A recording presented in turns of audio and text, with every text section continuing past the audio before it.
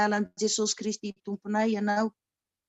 Andriamanitra tianay, tsy mba mahafoy na mahasaraka anay. Mihevitra momba anay isanandro. Tsy mitsahatra mikatsaka ny sosony tsara indrindra ho anay isanandro. Miaro anay, mihahy anay, mitandrina ny fanahinay indrindra satria be dia be ny fahavalo izay mitady hanapotika anay, hanimba anay amin'izao iainana izao.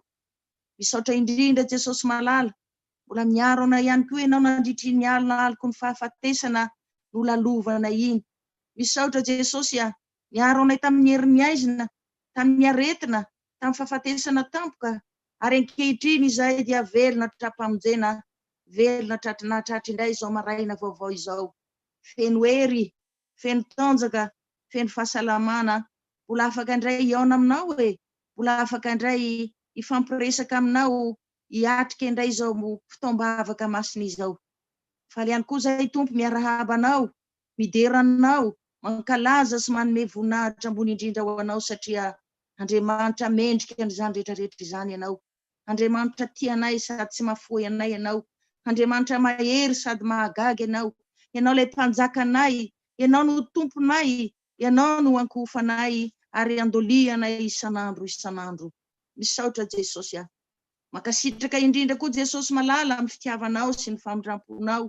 Mbola ataonao aminay isanandro, ary ankehitriny izay dia mbola afaka indray hiaraka hivavaka aminao eto Jesosy. Tombom-pahasoavana be dia be ho anay izany satria izao fotoana ivavahana izao no andrenesanay indray ny fampianarana avy aminao, ary koa andrenesanay ny sitraponao, hanavaozanay Tompo, hanatsaranay ny lalan-disonay rehetra eo amin'ny fiainanay iray manontolo. Koa miteza Jesosy malala, hameno anay tsirairay avy ianao isa-tokantrano ny fanahy masinao, hanazava ny sainay, hanolotsainanay, ary koa mba hatakaranay izay rehetra tena tianao ambara aminay, ahafantaranay ny sitraponao rehetra Jesosy malala.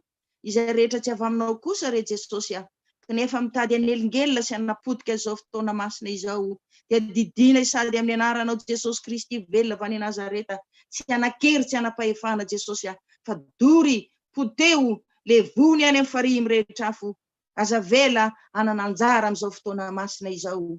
Misaotra Jesosy dia mampianaranay Jesosy mitenena indray Jesosy aminay amin'izao maraina izao, fa vonona iainonay izay ianonao izay mpanomponao.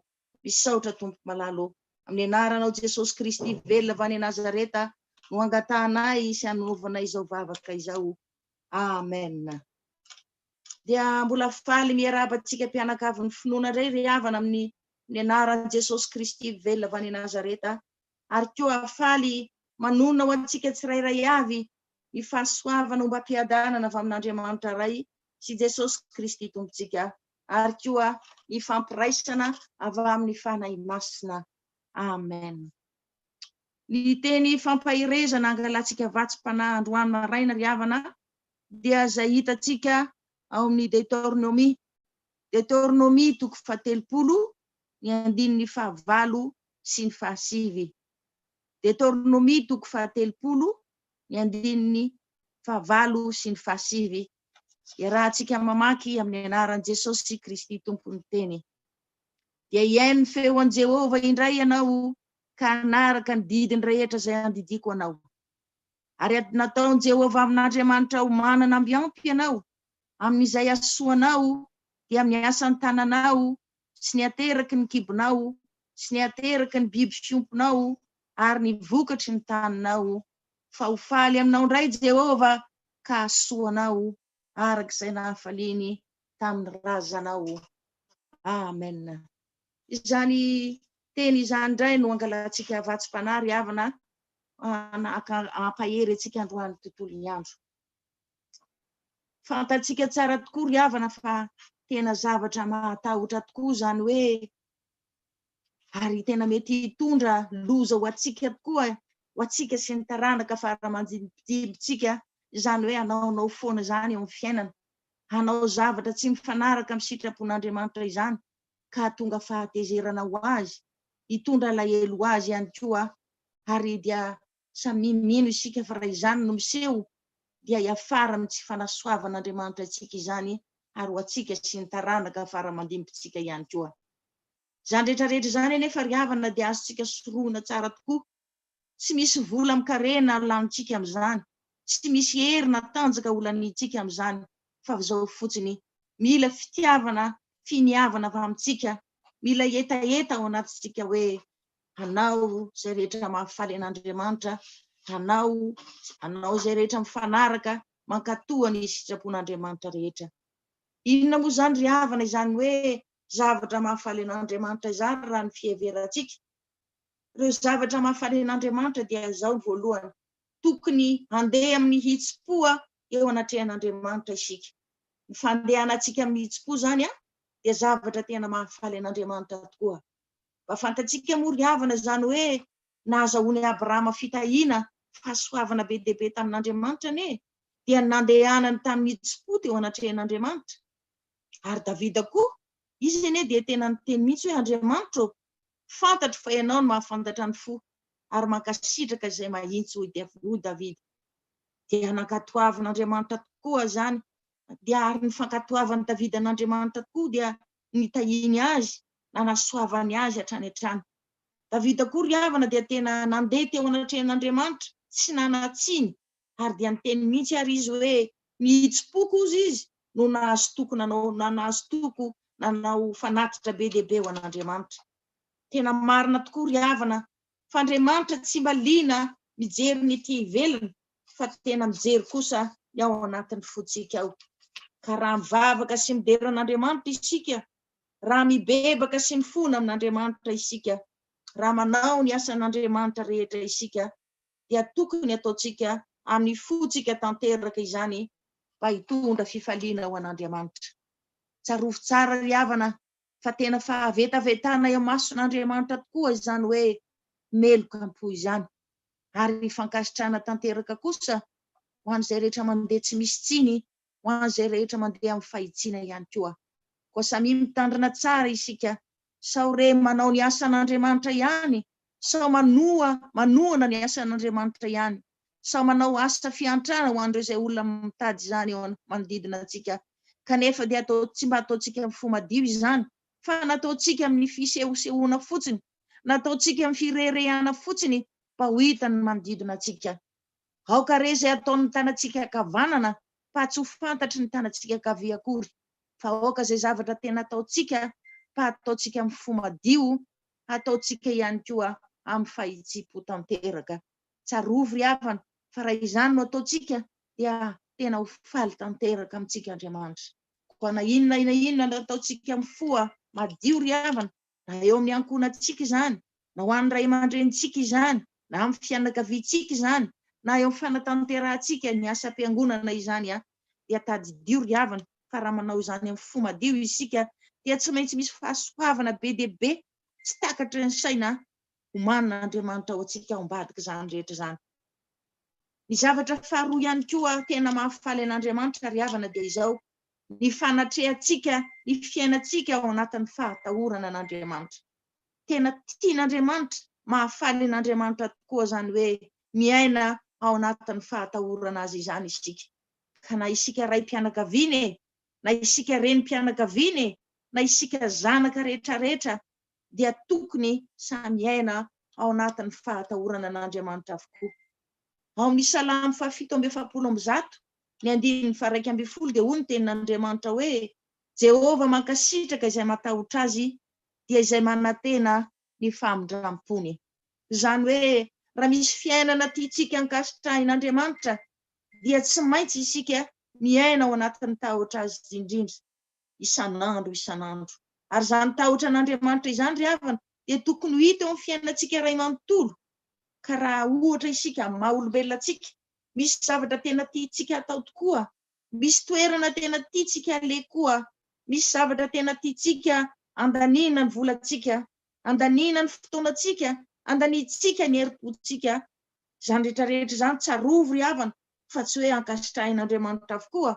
Tsy ho ankasitrahany daholo izay rehetra tiantsika, fa rehefa tsy eken'Andriamanitra kosa izany dia tokony tsika tsy maintsy manapa-kevitra avy hatrany ka hiteny hoe izaho no mahita fifaliana sy fahafinaretana amin'ity zavatra ataoko ity, fa izao fantatro fa zany rehetrarehetra izany dia hitondra lahelo, hitondra fahatezerana ao an'Andriamanitra. Noho izany tsy hanao an'ity zavatra ity tsarovy tsara ry havana fa isaky ny mahavita mandà zavatra tsy araka ny sitrapon'Andriamanitra iray isika dia faly amintsika Andriamanitra. Noho izany na misy mahita isika na tsy misy mahita isika dia aoka isika rehetrarehetra iaina ao anatin'ny fahatahorana an'Andriamanitra isan'andro isan'andro. Ny zavatra fahatelo lehibe ihany koa isan'ny tena mahafaly an'Andriamanitra ry havana dia izao: ny olona iray izay mazoto mivavaka aminy isan'andro isan'andro. Tsarovy ry havana fa vao manomboka miomana fotsiny eny isika, miomana hoe andeha hivavaka, mihevitra hoe andeha hivavaka hidera sy hankalaza an'Andriamanitra na any am-piangonana na ao tokantranontsika dia efa faly amintsika Andriamanitra ry havana. Noho izany dia ny mbola misy fahavelomana rehe, dia ny mbola manana hery sy tanjaka fahasalamana rehe dia aoka nanarota an'izany isika. Tadidio ry havana fa androantsika mety manana hery sy tanjaka fahasalamana, fa raha mpitsony isika mety tsy hanana an'izany intsony, koa samy manana roatra samy manana roatra io hery io tanjaka io fahasalamana izay omen'Andriamanitra antsika io mba hampifaliana azy isan'andro isan'andro. Tandremo ry havana itombon'andro izay nomeny antsika io koa, sao lanitsika amin'ny zavatra izay tena mampalahelo azy, sao lanitsika amin'izay zavatra mampatezitra azy fotsiny isan'andro isan'andro. Samy isika ho resy lahatra isan'andro ka mba hanao izay rehetra mahafaly an'Andriamanitra, ka vao maraina ny andro dia samy re manao izay mahafaly azy amin'ny alalan'ny vavaka, fametrahana ny androntsika rehetra eo am-pelantanany, midera sy mankalaza azy ary koa misaotra sy mibebaka amin'izay rehetrarehetra raha tsy vitantsika teo anatrehany. Alohan'ny hatory ihany koa isika dia tokony tsy hanadino hivavaka hisaotra azy amin'izay rehetra fitantanany ny tontolo androntsika iray manontolo, amin'izay zavatra rehetra alehantsika ihany koa, amin'ny toerana rehetra izay alehantsika dia tsarovy fa tokony afaka hivavaka malalaka isika amin'izay zavatra rehetra ataontsika sy zavatra rehetra alehantsika. Fa efatra koa izay tena mahafaly an'Andriamanitra ry havana amin'ny maha-olombelona antsika tokoa, raha sendra isika ka tratra ny fahalavona, raha toa isika ka resy ny fakapanahy amin'ny toe-pontsika izany, ao amin'ny toe-tsaintsika izany, amin'ny fiteny na amin'ny zavatra izay ataontsika izany, raha sendra fotsiny tratra n'izany fahalavona izany isika, rehefa mahatsapa fotsiny hoe tena diso tena lavo dia izao no atao: mandeha mihazakazaka aingana, mandeha mandohalika, mibebaka, mangataka famindrampoa sy famelan-keloka eo anatrehany. Tsarovy ry havana fa raha vitantsika izany dia tena ankasitrahan'Andriamanitra tokoa isika. Ao amin'ny Jeremia 2:1-7, ny andininy tapany voalohany ihany ry havana dia hoy ny tenin'Andriamanitra hoe: eny, ho faly aminy aho ka hasoa azy. Izany hoe raha vao manao izay mahafaly an'Andriamanitra fotsiny isika ry havana dia miantso fahasoavana be dia be ho antsika izany, ary dia tsy mila intsony isika mangataka isan'andro isan'andro izay heverintsika fa mahasoa antsika sy izay rehetra ilain'ny ankonantsika intsony, fa tokony fotsiny isika ankatoa hanao ny sitrapon'Andriamanitra rehetrarehetra. Ny tompo ry havana mahafantatra izay ilaintsika, mahafantatra izay mahaory antsika, raha vao miatrika azy fotsiny isika amin'ny fotoana izay hivavahantsika aminy. Fa tandremo fotsiny tandremo fotsiny sao manao izay mampalahelo azy, tandremo fotsiny sao manao izay mahatezitra azy, tandremo fotsiny sao manao izay tsy mifanaraka ny sitrapony ry havana. Rehefa tena voatohitritsika izany rehetrarehetra izany, ka hanao izay rehetra mahafaly an'Andriamanitra isika, izany hoe tsy mitahiry fotoana, tsy mitahiry fahotana fa tonga dia hibebaka eo anatrehany, handeha amin'ny fahitsipho tanteraka, miaina amin'ny finoana sy ny fitiavam-bavaka, dia tsarovy ry havana, tsarovy fanasoantsika sy ny taranaka fara-mandibontsika tokoa ny tompo eo amin'ny fiainantsika iray manontolo. Any amin'ny Petera voalohany 2:1-7 sy ny 4 dia hoy ny tenin'Andriamanitra hoe: isaorana ny Andriamanitra rain'i Jesosy Kristy tompontsika, izay niteraka antsika indray araka ny habeny famindrampony, ho amin'ny fanantenana velona tamin'ny nitsanganan'i Jesosy Kristy tamin'ny maty, ho amin'ny lova tsy mety simba, tsy misy loto, tsy mety levona, voatahiry any an-danitra ho anareo. Amen. Zany ry havana, zany ny tenin'Andriamanitra, Zany hoe rehefa tena faly amintsika ny tompo, riavana dia zao tsy fahasoavana ho antsika tokoa izy, fa hanome antsika ilay lova tsara indrindra, lova tsy mety simba, tsy misy loto, tsy mety levina, ary voatahiry ho antsika ho any an-danitra any mandrakizay. Izany no nomanin'Andriamanitra ho an'ny mpanompo ankasitrahiny, ary tenenany hoe ry mpanompo tsara sady mahatoky tany kely ianao, dia tendreko mpanapaka ny bea, midira amin'ny fifalian'ny tomponao. Fa ho an'ireo kosa, ho an'ireo olona izay nanao izay mampalahelo sy nahatezitra an'Andriamanitra, izany hoe ireo mpanompo ratsy fanahy sady malaina, dia hoy ny tompo aminy hoe fa ny zanaky ny fanjakana dia arina any amin'ny maizina ny ivelany, any sy ny fitomaniana sy ny fikostrohan'ny nify mandrakizay. Noho izany ry havana, dia arakaraka ny fomba nandehanantsika teo anatrehan'Andriamanitra izany, arakaraka ny fomba izay rehetra nataontsika izany ampifaliana na tsy ampifaliana an'Andriamanitra, arakaraka n'izany ny zavatra omanin'Andriamanitra ho tsika tsirairay avy. Ho samy mandiny tena tsara samy mandiny tena tsara avokoa, mba ahafahantsika manarina sy manova izay rehetra mbola tsy mety, fa mbola tsy tara isika izao akory ankehitriny.